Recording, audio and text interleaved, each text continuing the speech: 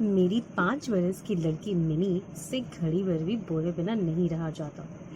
एक दिन सवेरे सवेरे बोली, बाबूजी, रामदयाल दीवान है ना, वो काक को कौवा कहता है, वो कुछ जानता नहीं ना बाबूजी।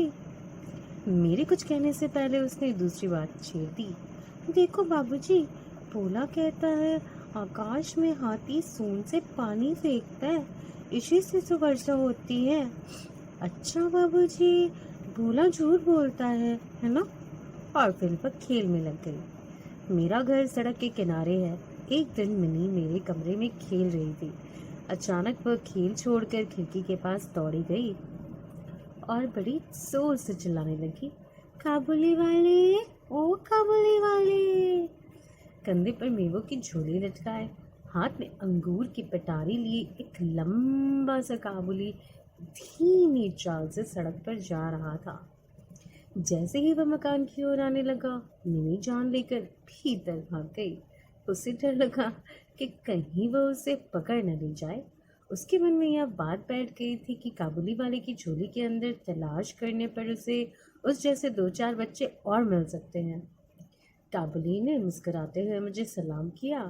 मैंने मिनी के मन से डर दूर करने के लिए उसे बुलवा ही लिया। काबुली ने झोले से किशमिश और बादाम निकालकर मिनी को देना चाहा, पर उसने कुछ ना लिया। डरकर वह मेरे घुटनों से चिपट गई। कुछ दिन के बाद किसी जरूरी काम से मैं बाहर जा रहा था। देखा कि मिनी काबुली से खूब बातें कर रही है। मिनी की झोली बादाम किशमिश से भरी हुई थी। काबुली प्रतिदिन आता रहा। उसने किशमिश और बादाम दे देकर मिनी के छोटे से हृदय पर काफी अधिकार जमा लिया था। दोनों में बहुत बहुत बातें होती और वो खूब हंसते। रहमत काबुली को देखकर ही मेरी लड़की हंसते हुए पूछती, काबुली वाले, ओ काबुली वाले, तुम्हारी झोली में क्या है? रहमत हंसता हुआ कहता, हा हा हा, हाथी। फिर वह मनी से कहता, तुम ससुराल कब जाओगी? उस पर उल्टे वह रहमत से पूछती, तुम ससुराल कब जाओगे? रहमत अपना मोटा गुस्सा उतार कर कहता, हम ससुर को मारेगा। इस पर मिनी खूब हंसती। एक दिन सवेरे मैं अपने कमरे में बैठा कुछ काम कर रहा था। ठीक उसी समय सड़क पर बड़ी जोर का शोर सुनाई दिया। देखा तो रहमत को 2 सिपाही बांधे लिए जा रहे थे। रहमत के कुर्ते पर खून के दाग हैं और सिपाही के हाथ में खून से सना हुआ छुरा। हुआ यूं कि हमारे पड़ोस में रहने वाले एक आदमी ने रहमत से एक चादर खरीदी। उस पर कुछ रुपए उस पर बाकी थे, जिन्हें देने से उसने इनकार कर दिया था। बस इसी बात पर दोनों में बात बढ़ गई और काबुली ने उसे छुरा मार दिया। इतने में काबुली वाले कहती हुई मिनी घर से निकली और रहमत का चेहरा क्षण भर के लिए खिल उठा। मिनी ने आते ही पूछा, तुम ससुराल कब जाओगे? रहमत ने हंसकर कहा, हा हा हा, हाँ वही तो जा रहा हूँ। छुरा चलाने के अपराध में रहमत को कई साल की सजा हो गई। काबुली का ख्याल धीरे धीरे मेरे मन से बिल्कुल उतर गया और मिनी भी उसे भूल गई। कई साल बीत गए। आज मिनी का विवाह है। मैं अपने कमरे में बैठा हुआ खर्च का हिसाब लिख रहा था। इतने में रहमत सलाम करके एक और खड़ा हो गया। पहले तो मैं उसे पहचान ही ना सका। अंत में उसकी ओर ध्यान से देखकर पहचाना कि यह तो रहमत है। मैंने पूछा, क्यों रहमत, कब आए? कल ही शाम को जेल से छूटा हूँ, उसने बताया। मैंने कहा, आज घर में एक ज़रूरी काम है, फिर कभी आना। वह उदास होकर जाने लगा। दरवाजे के पास रुककर बोला, जरा बच्चे को नहीं देख सकता? शायद उसे यही विश्वास था कि मिनी अब भी वैसे ही बच्ची है।